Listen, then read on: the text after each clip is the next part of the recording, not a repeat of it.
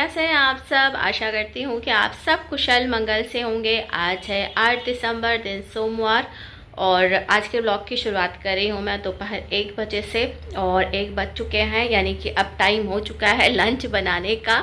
और लंच की कुछ विशेष तैयारी नहीं की हुई है मैंने, तो आज तैयारी करने के साथ ही साथ कुकिंग भी करूँगी। एक्चुअली मैं छोटे मोटे जो है ना, रोज़ ही घर में कुछ ना कुछ एक्स्ट्रा काम निकल आते हैं, तो बस उन्हीं को जब निपटाने लगो ना तो फिर टाइम जो है लग जाता है। ये लाइट थोड़ी सी गड़बड़ हो रखी है। हाँ, तो चलो लंच बनाऊँ। और आज ना किचन में एक दो और एक्स्ट्रा काम है मेरे पास, साग सब्जियों वाले। ढेर सारा साग रखा हुआ है, अभी आपको जो है दिखाती। तो ये रहा सारा साग, ये कल का ही ला के रखा हुआ है ना। ये सब ढक करके रख दिया था ताकि जो है ये सूखने ना पाए। तो इनकी भी ना साफ़ सफाई भी करनी है, लेकिन उससे पहले थोड़ा सा देख लिया जाए धूप की क्या स्थिति है। धूप भी आ ही रही है धीरे धीरे। एक चादर मैंने डाल रखी है यहाँ पे।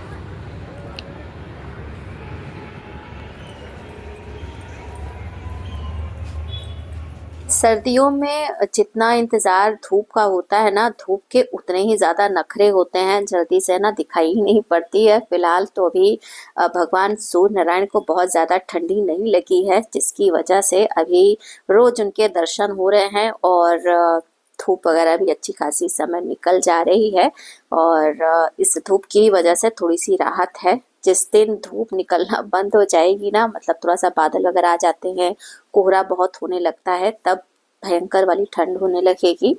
तो बाहर के मौसम का हाल चाल लेने के बाद अब आ गई हूँ किचन में।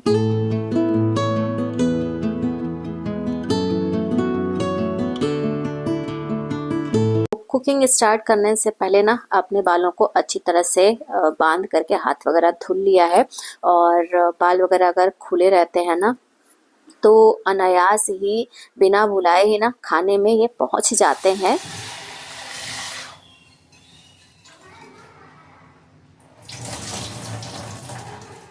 तो अभी ना सबसे पहले तो चावलों को मैंने 2 से 3 पानी धुल करके इसे भिगो करके रख दिया है। चावल थोड़े से भीगे रहते हैं ना, तो इन्हें पकने में ज़्यादा समय नहीं लगता है। इसके बाद यहाँ पे ये 2 प्लास्टिक बैग्स मैंने धुल करके रखे थे, इसी को सही कर रही थी, चेक कर रही थी कि इसका पानी वगैरह निकला कि नहीं, क्योंकि इसका इस्तेमाल करूँगी मैं सब्जियों को रखने के लिए।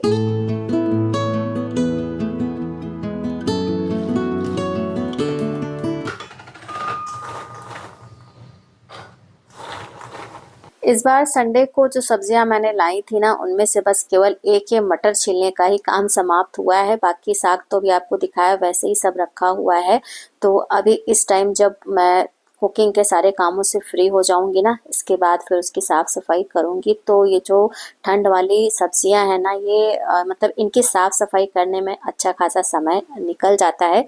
इसलिए मैं क्या करती हूँ ना, थोड़ी सी ज़्यादा मात्रा में सब्जी लेकर के आती हूँ, ताकि 1 दिन 2 दिन टाइम लगा करके ना आराम से 4-5 दिन की सारी व्यवस्था कर दूं। क्योंकि रोज रोज जो है साग साफ करना, रोज रोज मटर छीलना, ये बड़ा झंझटी लगता है ठंड के समय में। एक तो ठंड का दिन वैसे ही छोटा होता है, और उसमें भी यही सब काम रोज करते रह जाओ ना, तो फिर जैसे लगता है कि टाइम ही नहीं कुछ और करने के लिए बचता है।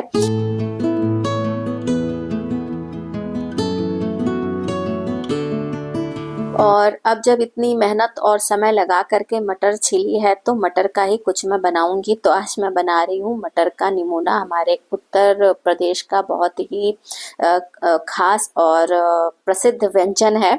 तो इसके लिए ना यहाँ पे मैंने मटर लिए हैं, थोड़ा सा इसमें डाल दिया है काली मिर्च, एक छोटा टुकड़ा बड़ी इलायची का लिया है, साथ में हरा लहसुन, हरा प्याज और हरा धनिया। तो जो प्याज है ना, हरी प्याज मैंने लिया। आप इसके जगह पे आप नॉर्मल वाली प्याज जो सूखी वाली होती है वो भी इस्तेमाल कर सकते हैं, लेकिन प्याज ना बहुत ही थोड़ा सा इसमें डालना है, बहुत ज़्यादा मात्रा में नहीं। और थोड़ा सा पानी डाल करके इसका पेस्ट बना लिया है। इसके बाद निमोना में डालने के लिए आलूओं की भी व्यवस्था की, मतलब कि छीलने धुलने और काटने का काम किया।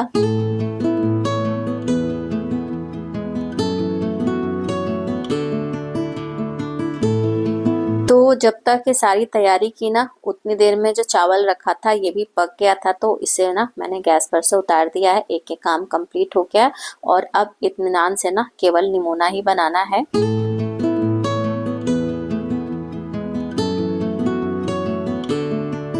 तो यहाँ पे ना मैंने सरसों के तेल को अच्छे से गरम कर लिया है और निमोना ना सरसों के तेल में ही ज़्यादा स्वादिष्ट बनता है, लेकिन आप चाहे जो तेल यूज़ कर सकते हैं। तो तेल जब गरम हो गया था ना, तो इसमें मैंने ये जो दाल की बड़ियाँ हैं इन्हें तल करके निकाल लिया है, क्योंकि निमोना में जो ये दाल की बड़ियाँ हैं ना ये भी डाली जाती हैं। और बड़ियों को तलने के बाद ना फिर आलूओं को भी मैंने थोड़ा सा फ्राई कर लिया, और ये जो बड़ियाँ ना मैंने तोड़ करके नहीं डाली थी, ऐसे ही साबुत मैंने तल लिया था। बाद में फिर इनको मैंने छोटे छोटे टुकड़ों में तोड़ लिया।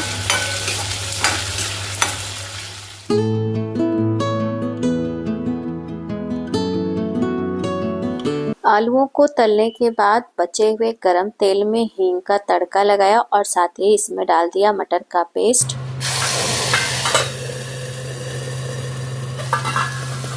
इसी के साथ इसमें हल्दी और धनिया पाउडर भी डाल देंगे और सारी चीज़ों को ना अच्छे से मिक्स करके मध्यम आंच पे लगातार चलाते हुए तब तक भूनेंगे जब तक कि ना मटर अच्छी तरह से भुन ना जाए और इनसे ना जो तेल है वो अलग ना होने लगे।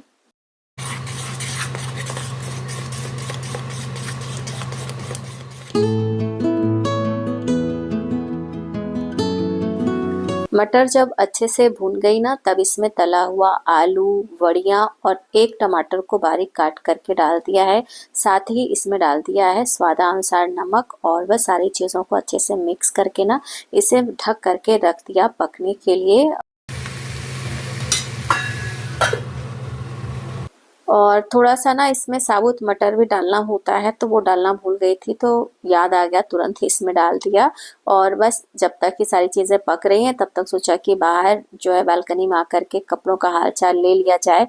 जो कपड़े सूख गए हैं उनको हटाया जाए। तो जो चादर डाली थी ना वो लगभग सूख गई है, बस किनारे किनारे हल्की सी नमी थी जो अंदर के साइड में थी, तो उसे फिर मैंने पलट दिया। और ये सब जो शर्ट्स वगैरह बच्चों के फैला रखे ना, ये सब कल के ही कपड़े हैं, सूख गए हैं, लेकिन बस वही है ना कि थोड़ा सा धूप लग जाए, जो नमी है ना उनकी वो निकल जाए। तो ठंड के मौसम में जब तक कपड़ों में धूप नहीं लगती ना, तब तक लगता है कि गीले ही हैं, नमी नमी सी महसूस होती रहती है। हालांकि थोड़ी देर धूप दिखा दो ना, फिर अंदर ले जाकर जब इसे फोल्ड वगैरह करके कबर्ड में रख दो ना, और फिर जब निकालो एक दिन बाद, तो फिर वैसे ही नमी जैसी ही दिखती है, उसमें महसूस होती है। तो ठंड में ये सब जो है समस्याएं तो लगी ही रहती हैं।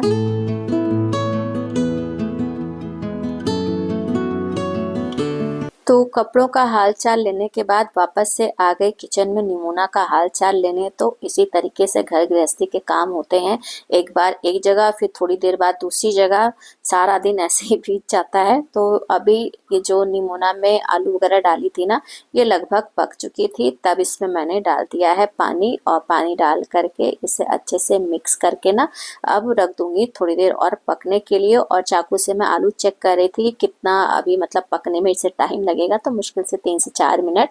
तो सोचा कि तब तक जब तक ये अभी पक रहा है तब तक इसका मैं तड़का तैयार कर लेती हूँ। तो यहाँ पे सरसों के तेल को अच्छे से गर्म कर लिया, और आज तड़का लगाने के लिए पता नहीं क्या दिमाग में आया कि छोटी वाली कलछुल ले ली। अब इसमें क्या था, तेल और तड़का ज़्यादा हो गया और सब आधे से ज़्यादा जो है वो नीचे गिर गया।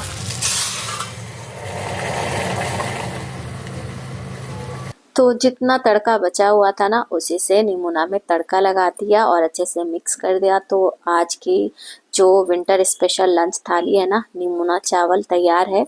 और घर के सभी सदस्य आ गए थे, तो सभी का लंच निकाल करके दे दिया है।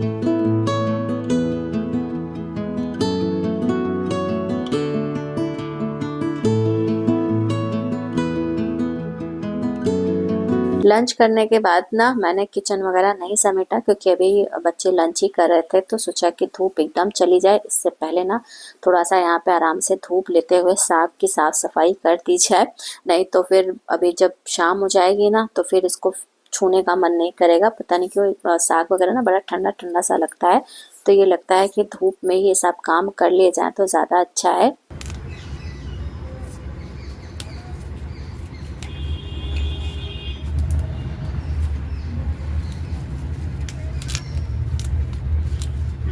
तो सारे साग की साफ सफाई करने के बाद इसे बिना धुले ना प्लास्टिक बैग में स्टोर करके रख दिया। और ठंड की जितनी भी सब्जियां होती है ना, स्पेशली ये जो पत्ते वाली है या मटर है, तो इन्हें एक साथ छील करके हम स्टोर तो कर सकते हैं, लेकिन धुलने का काम ना ये बाद में करना होता है। क्योंकि इन सबको अगर धुल दिया जाएगा ना तो फिर इसे तुरंत ही इस्तेमाल करना है। अगर धुल करके रखने का प्रयास करेंगे तो सब पत्ते इसके ना गल जाएंगे। तो बस इसके बाद जो है किचन वगैरह समेटा। और इसी के साथ आज का जो ये व्लॉग है मैं यहीं पर एंड कर रही हूँ। व्लॉग अगर अच्छा लगा हो तो प्लीज़ वीडियो को लाइक और चैनल को सब्सक्राइब करना ना भूलिएगा। मिलते हैं अगले व्लॉग में, तब तक के लिए जय श्री कृष्ण।